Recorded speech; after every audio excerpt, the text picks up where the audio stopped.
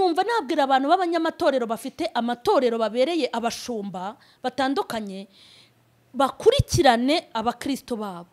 Ni nawe ngombwa amaturo baba baragiye batanga muri ibi bihe isengero zitakingwaga, wowe mushumba ufite itorero wegetse ku makonte ukagenda ukubakamo amazu yawe cyangwa ukaguramwo amamodoka ukazigamira abana bawe, umenye neza ko zirari intama, umenye ko kurya no kuryama kwawe ari bo bagutunze. Aba bantu ntibazicwe n'inzara, uzakurikirana abakene mu maturo yabo. Ikindi nuko aba banyamatorero batandukanye bajye bashyiraho ikigega kibikwamo inote nyinshi. Birambabaza iyo bayabitse mu mayetaje yabo, bakayabika mu mamodoka, bakayabika mu bana babo biga muri Amerika, bagera muri iki gihe bakabura amafaranga yo kugoboka abakirisitu babo kandi ari bo bayatangaga. Yes, ndizera ko mumeze neza aho muri hose hatandukanye, ibihe byiza. Niba utameze neza humura, Imana iragukunda kandi umugambi igufiteho ni mwiza cyane. Nkunda kubibabwira, yakumenye utarimenya, yaguhamagaye nawe uraguhamagara. Niko yabwiye Yeremiya ngo nagutoranyije ndakweza nguhindura umanuzanira amahanga. Ibyo byabaye utarazina, wari uriho kera mu gihe gikwira Imana irakugaragaza kugira ngo uze ukore ibikwiriye mu gihe cyawe. Yes, ndagushimiye dukurikiye kuri Mama Charlene official, ndizera kumeze neza. Ngushimiye kwa subscribe, ngushimiye kushiraho ibitekerezo, gashiraho comment, like, share. Imana iguhe umugisha. Ni urubuga rwiza rwamamaza ubutumwa bwiza, ibiganiro biri mu bwenge kugira ngo tushobore no gutekereza filime n'ibindi byinshi tuba tunyuzaho. Nuno mubyeyi tuba turi kumwe ari we muyobozi mukuru wa Mama Charlene official, ni boss wacu. Umeze gute boss? Shana kandi boss. Nze nago yoboye nago tuyoboye. Babarira cyane ndamahoro. Ariko nago ndi boss. Nago uri boss? Reka muyobozi mukuru ni ijambo rikomeye. Njyewe nshobora kuba nungirije umuyobozi mukuru. Umuyobozi mukuru ninde?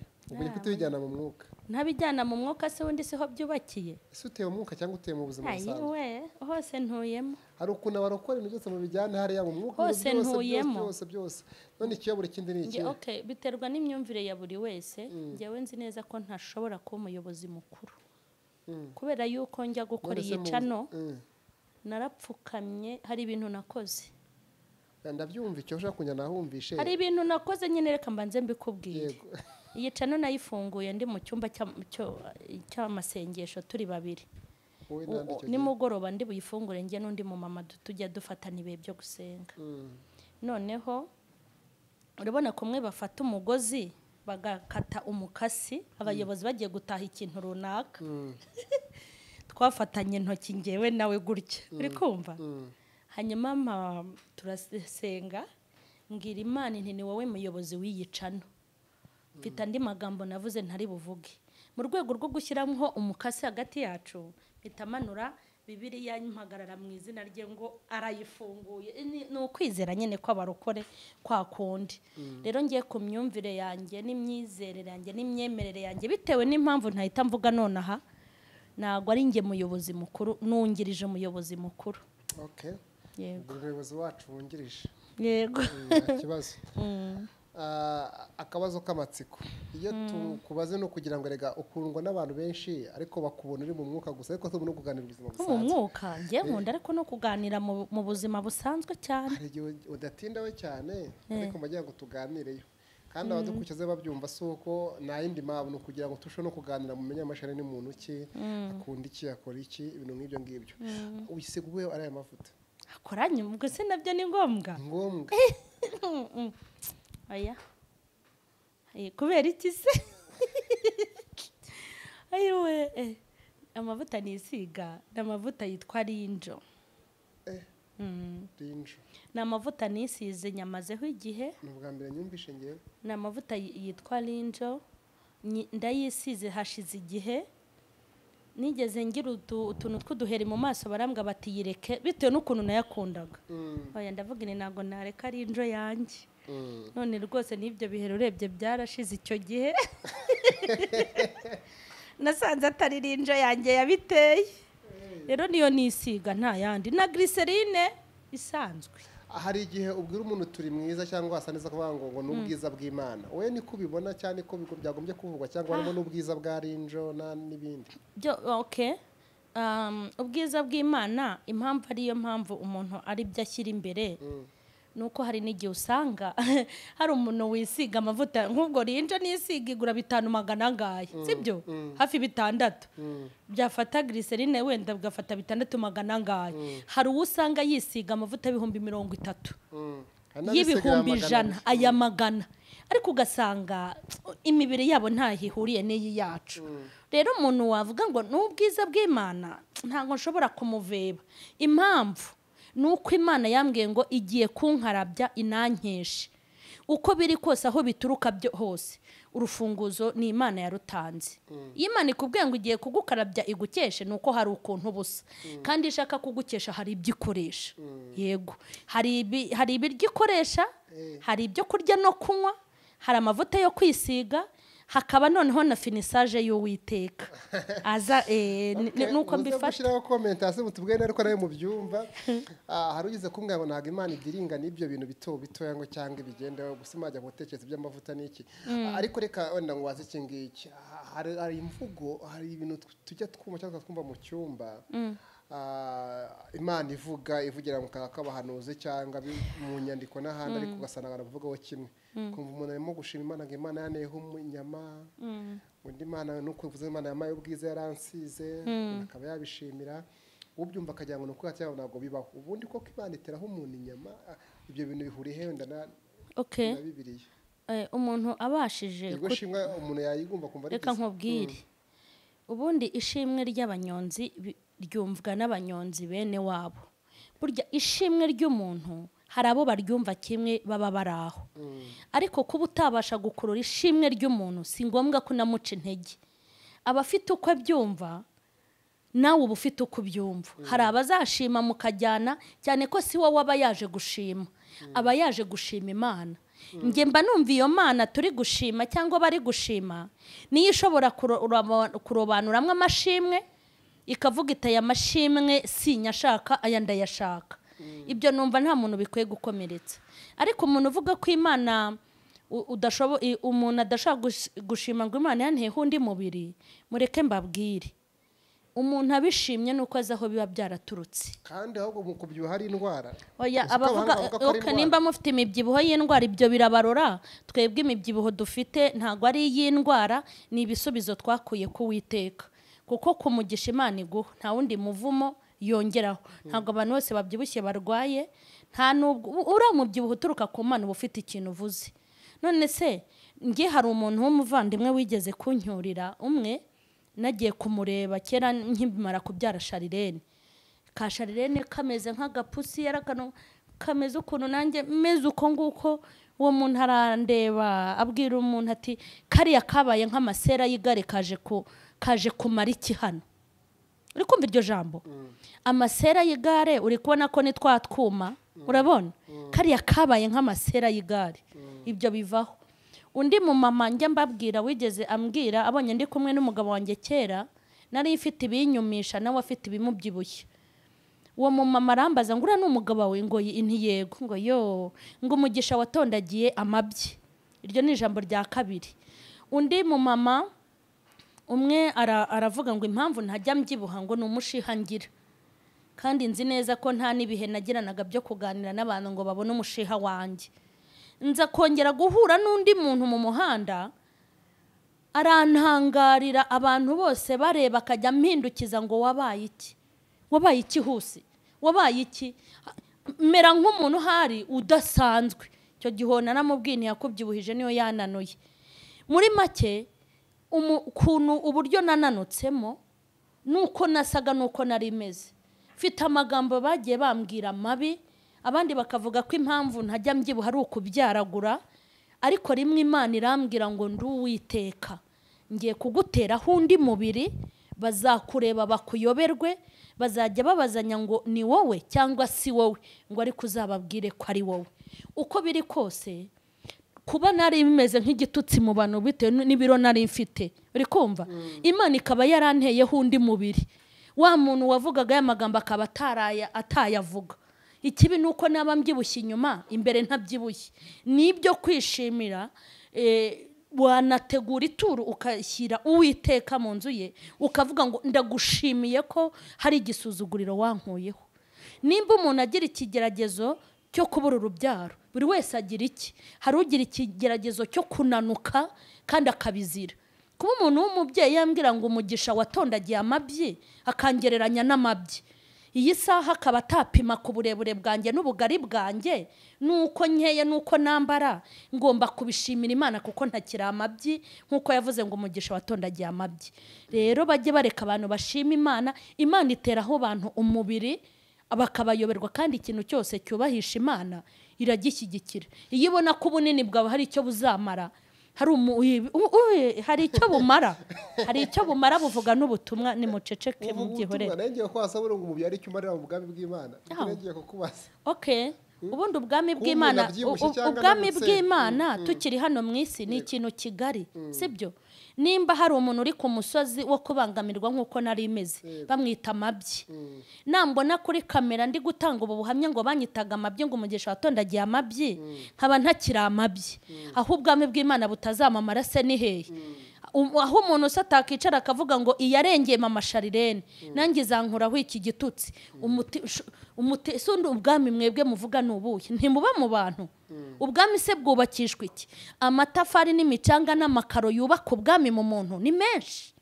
Yego, n'amashimwe y'ibyo, yego, n'amashimwe y'ibyo nakorewe ashobora kugira abo yubaka ubwami bw'Imana muri bo.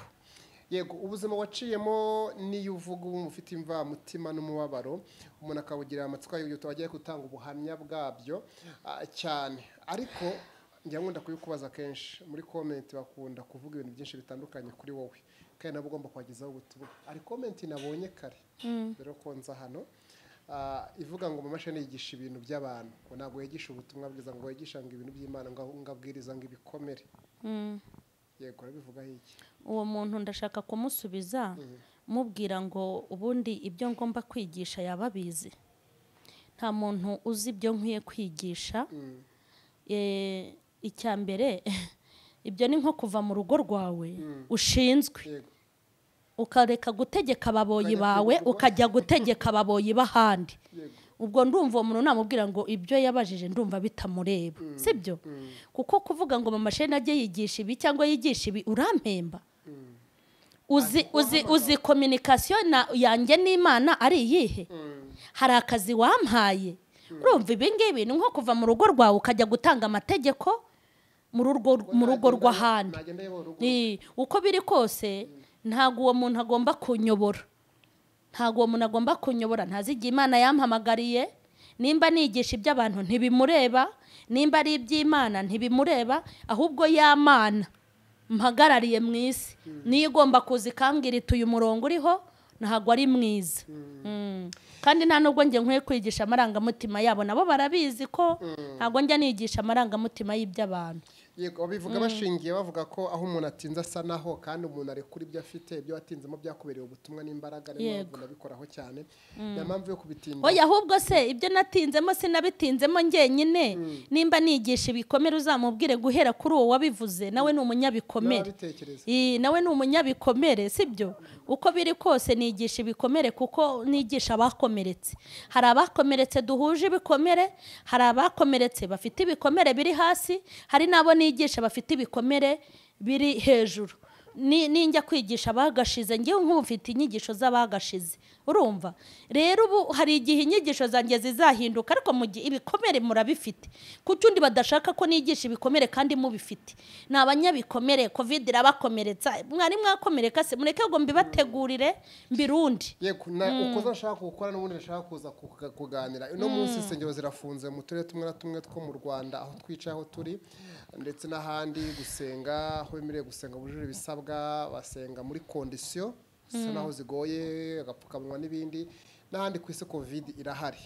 Muri ibi bihe umukristo cyangwa itorero gitware gute? Okay, ubundi ibi bihe turimo ni ibihe bikomeye. Wenda kuva navuka nibwo nabonye abantu bari mu bihe bikomeye bahuriyeho.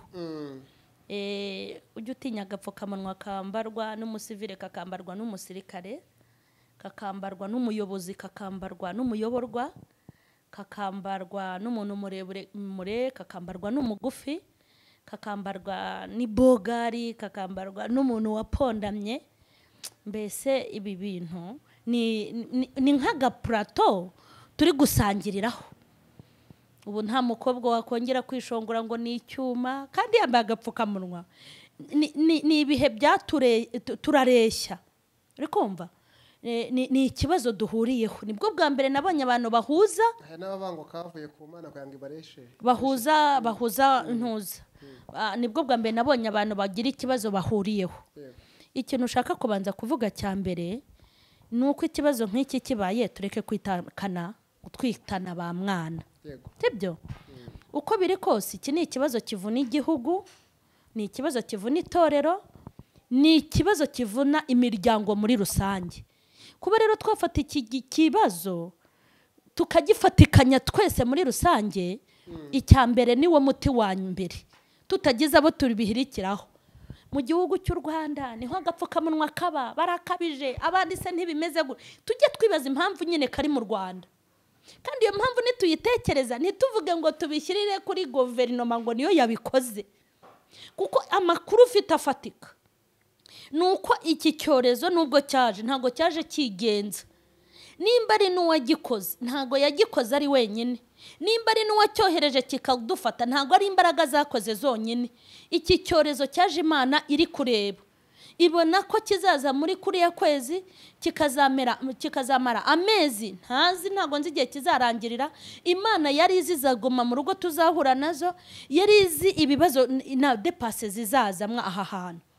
Ikintu cya mbere tubanza gukora ni ugufatikanya nk'abakristo. Noneho ngeze nk'abakristo nibaze dutekereze kubera iki kintu cyaje. Ese ubu kano nagashimwe Imana ipangiye abakozi b'Imana muri iki gihugu? Reka nivugira iwacu ahandi ntago mazi. Aka nagashimwe yabiduhaye. Ese ni kuki Uwiteka ubundi y'icyago nk'iki cyazaga mu Bisiraheli byabaga byatewe n'iki? Babaga banejeje Imana nayikururuka ikabahana. Ariko nituza gutekereza turasanga amafuti y'Abisiraheli, amakosa y'abatambyi, amakosa y'abahanuzi, amakosa y'abakoreraga Imana. Iyo Abisiraheli bagiraga amakosa bakururiraga umuvumo igihugu cyose. Ariko nanone ngo baba biyunze ku Uwiteka ngo bakazanira umugisha igihugu cyose. Urebye aka gapfukamunwa, abantu ba mbere bakwiye kugatekerezaho ni abantu bitwa abakristo. Nimvuga abakristo, turebe umuntu wese ufata Bibiliya, wayifata ukatira kwa padiri, wayifata ukatira mu itorero kwa ntuza, wakatira he? Aho usengera hose wowe mu Kristo. Iki ni igihe cyacu cyo kwisuzumaho cya mbere. Buri wese akisuzuma, kuko abantu batubona kuri kamera, abandi batagaragara kuri kamera babona bari mu nsengero. Ntago abantu bazi ibyo abantu bicaranye n'ibyo bicariyeho. Iki ni igihe cya mbere na mbere cyo gutekereza. Aka gapfukamunwa kazanywe n'iki? Ninde wabaye intandaro?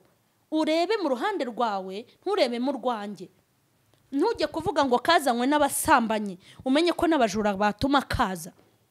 Ntuvuge ngo kazanywe n'abajura uvuge ngo n'abanyamagambo bakazana. Dusuzume turebe amakosa twakoreye Imana, nitumara kuyareba twisuzume. Ukira aho ngo ndagira ngo ubishimangire mbyumve neza no kukira byumve. Covid n'agapfuka byaba byarazanywe n'icyaha n'ibyaha by'abantu cyangwa sibyo? Ngewe reka nkubwire iki, ngewe simvuga uko mbibona nuko mbitekereza, ahubwo ndavuga uko umwuka umbamo. Hari ukuntu umwuka umbamo ugakabutana n'ibintu nkumva nyine mpawe nk'umwanzuro w'ikintu runaka. Iyi Covid ni nk'akanyafu, ntago ari igihano, ni umunyafu Imana iri kunyuza ku bantu. Akanyafu gatoya, ariko uzi umunyafu n'ikibando Imana ikuramburiyeho ikibando byabadanje. Aka ni akanyafu, ntimuzongere. Aka ni akanyafu katurutse ku Uwiteka. Buriya niyo bavuga ngo igihugu kiri ngo nibo ngo bari mu nyungu zabo, ibyo barimo byose simbizi. Icyo nzi nuko iyi Covid Imana yiri inyuma, yiri inyuma n'ukuri. None se nko muri 2020 cyangwa mu myaka yatambutse. Imana yaratubwiraga mwaje mugasenga abana banjye imbere birakomeye, nimuvoma amazi azabatunga, nimubika ijambo, muri iyi minsi iri imbere ibihe birakomeye ariko nzabana n'abanjye. Noneho bavuga ngo ibihe birakomeye, abantu bakumva ngo ni intambara igiye kuba, ya myumvire yabo.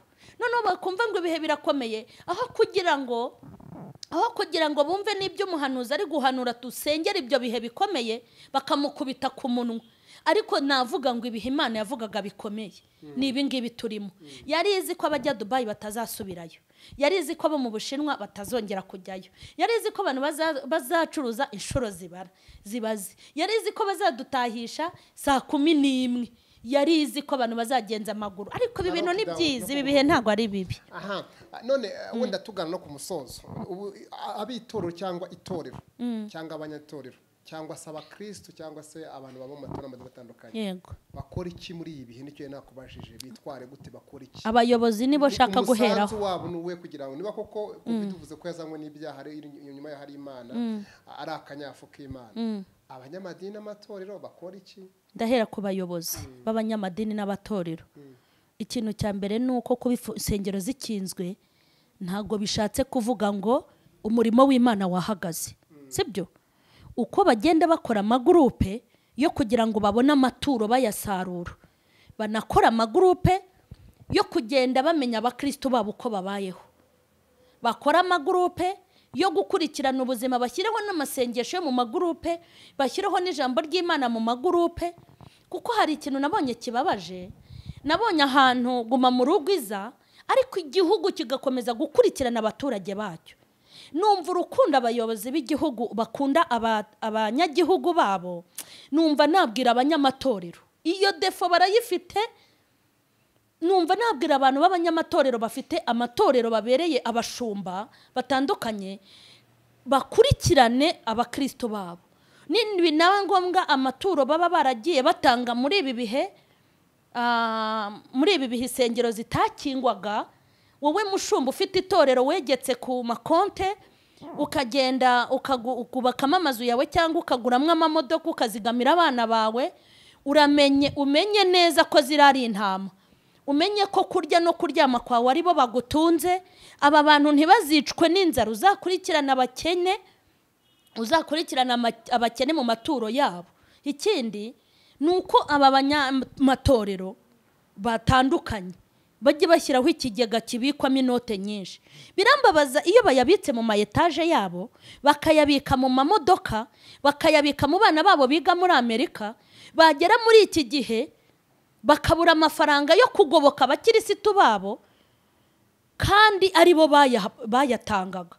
Noneho mu ruhande rw'abayobozi, rw'abakristo, uko biri kose umuntu bizabangamira n'urusengero rwarakinze n'urwo mu mutima rukaba rukinze, kubera yuko ntago Imana ushobora kutayubakira inzu yakwirwamo, ariko mu mutima we ikagira gute, igakwirwamo. Ikintu bagomba kumenya ni uko iyo basengaga ntago iba mu rusengero. Ziriya sengero zubatswe n'abana b'abantu, ntago ariho Imana iba honyine. Niyo wanjye mu rugo, mu nzu yanjye iriho towa, Imana irahaba. Nje kukubwira ngo amateraniro iwawe mu cyumba wahateranira, wicaye muri saro iwawe wahateranira, wicaye muri geto yawe wahateranira, aho wakicara hose ushobora gukora amateraniro ugakomeza kubana n'Imana kandi ibi bihe ntibiguhungabanye. Ikindi noneho ndi gusoza nshimangira ku bayobozi, ni ukuri urukundo nabonye abanyagihugu bakunda abanyagihugu babo. Ndumva nashishikariza abanyamatorero kurukunda abakristo babo. Nimba hariho icyorezo cya COVID igihugu kigafata ingamba zikakaye nk'izi, abanyetorero nabo nibabona ko hari icyorezo cyo kugwa no gucika intege no kwishingira, nabo bareba ingamba bagira gute bafata. Ahubwo ikibazo muri ibi bihe baragenda bakirira amaturo, bakirira ibya 10 byabo, bakagubwa neza nabo babyaye, ariko bakibagirwa ko bwa bugingo bw'intama ndetse n'imibiri bikwiye gucungirwa umutekano. Niyo nama nabaha. Ubundi nkabwira abantu ngo ntago COVID ari ije kurangiza isi. Nubwo COVID yiyongereye cyane ntago ari izarangiza isi, kandi Imana iri hejuru ya COVID. Mukomere kandi muhumure, ntago turi twenyine muri ibi bihe bidukomeranye rwose muhumure. Yego, yitwa mama Charlene, niwe turi kumwe kuri mama Charlene official. Iyo ni inama atanze ku banyamatorero, ku banyamadini, abashumba n'abandi ndetse n'abakristo. Muyakire. Hari ikintu unshaka gusoreza aho uvuze, nshaka ko abantu bumva neza. Uravuze ngo abapasitari igihe bihererana ibyo bakiriye bakiberaho mu gihe nk'iki ngiki, ariko uvuga mu ijambo ngo abakristo babo bakabaho nabi. Ise nibaza abakristo n'ababa bashumba cyangwa kuko baravuga ati abakristo n'ab'Imana n'Imana biteho. Uko bavuga abapasiteri n'ababashumba cyangwa n'ab'Imana. Okay.